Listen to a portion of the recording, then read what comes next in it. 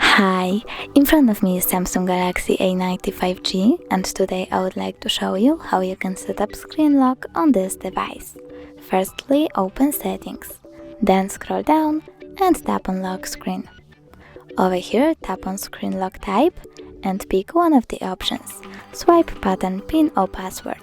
I will go with Pattern, so now I have to tap on it, draw my pattern, click Continue, draw it again and tap Confirm.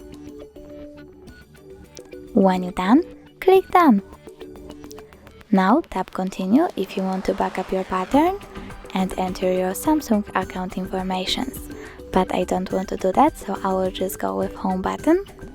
And now when I turn off my screen and turn it back on, I can see that pattern is required.